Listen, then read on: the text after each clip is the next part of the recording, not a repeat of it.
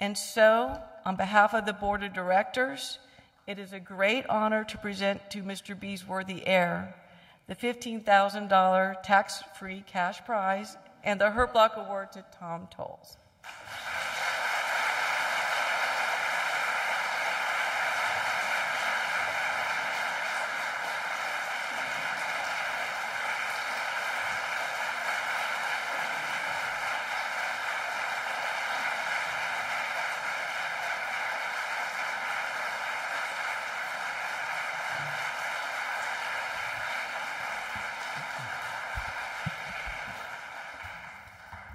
Thank you.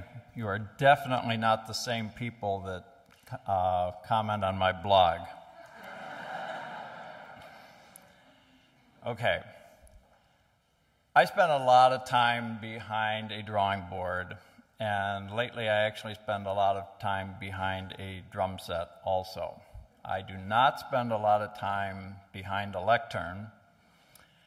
So it was very interesting to me when I heard this guy on the radio talking about what Cicero said made for an effective speech. He said it was like making love. That got my attention. I hope it got your attention too. He said a speech should have the same emotional trajectory as making love, beginning slowly, developing a certain pacing, variety, growing intensity. And most interestingly, he said it should take the same length of time.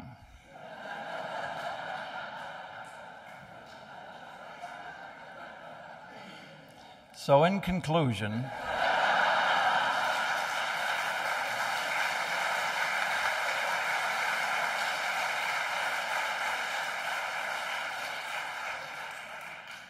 now I will change into my bathrobe and slippers. Actually, rumor has it that in his later years, Herb Block actually did work in his bathrobe and slippers, and that was a segue. I think this legend may have grown some over the years. It now features Herb's ghost walking the editorial late at night, bathrobe, silk bathrobe now, slippers along the corridor, now he carries a chandelier before him, still looking for an honest politician, heavy chain dragging behind, his editor attached on the back end of it, and a raven on his shoulder. We'll make it a stuffed raven. A really impressive image.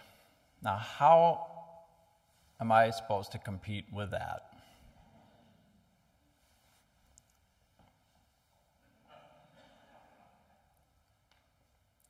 I think I will be remembered as the cartoonist with a drumstick through his head.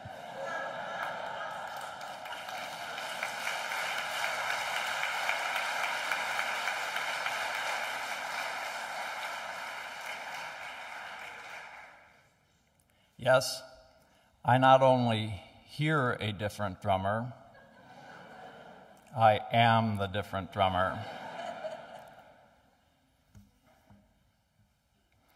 Anyway, I listen carefully now for the sound of Herb Block slippers as I work in Herb's office. Yes, I'm afraid it won't always be Herb Block's office, no matter how long I work there, which, if I follow Herb's example, will be another century and a half. When I came down here from Buffalo to interview for his job, I asked if I could sit at his desk.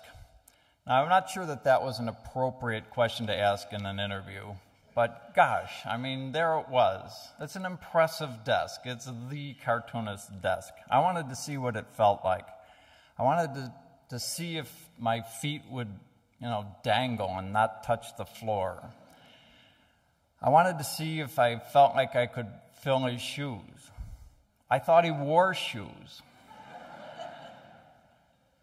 But if Herb's spirit has ever whispered anything to me since I've been here, it's been, don't try to be Herb Block. Be yourself. So here I am at the Library of Congress with a drumstick through my head.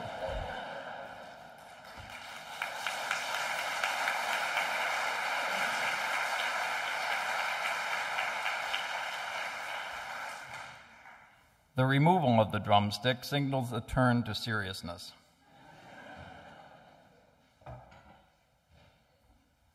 Cicero also recommended that. Herb Block, everyone who ever met him noticed, had a demeanor of near angelic serenity. He was so gentle in person that it is startling to realize the vehemence with which he could draw. My theory is that he got so much venom out through his pen that there was only graciousness left for his persona. Me, I have not quite gotten to serenity just yet. But I want to return for a moment to that vehemence. As Herb recedes into history, it is easier to remember him without the rough edges of his work. Time and museum frames tend to obscure those.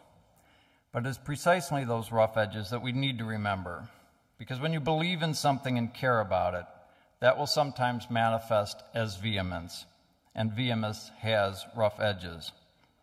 You can swathe the message in humor and graceful line, but it is the toughness and honesty of the message that makes the point, and makes people think, and makes the enemies. Political art can be messy, like all art, like music, like democracy. And oh yeah, Herb was a liberal.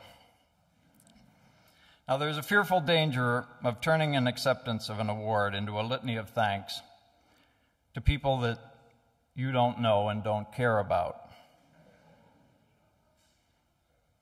But too bad for you. There are a few people I want to thank. People who, whether they intended to or not, were pivotal in setting me on the path that brought me here tonight. Conspicuously not on the list is my wife, Gretchen, because thank you does not even come close to expressing everything she has meant to me. Love is the only word for that. But there are 6 I do want to thank, and I will spare you most of the details. My brother George, Jim Brennan, Doug Turner, Roger Parkinson, Jeff Frank. There, 5 out of the way already. And Fred Hyatt, my current editor, who has given me what great editors give: trust, respect when we disagree, and above all, unflinching support in the face of controversy. He also gave me the other Herb Block Award, the privilege of sitting and working in Herb Block's chair. Now, there are only 2 more thanks I have. One is to Herb Block. Thank you, Herb, wherever you are. You continue to be an inspiration to me and every working political cartoonist in the world.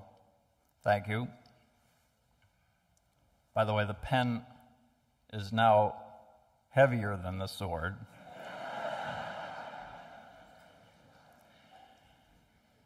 And mainly I want to also thank readers who actually care about this stuff, and friends like you who came to share this award with me tonight. And so to you, I say thank you, and thank you very much.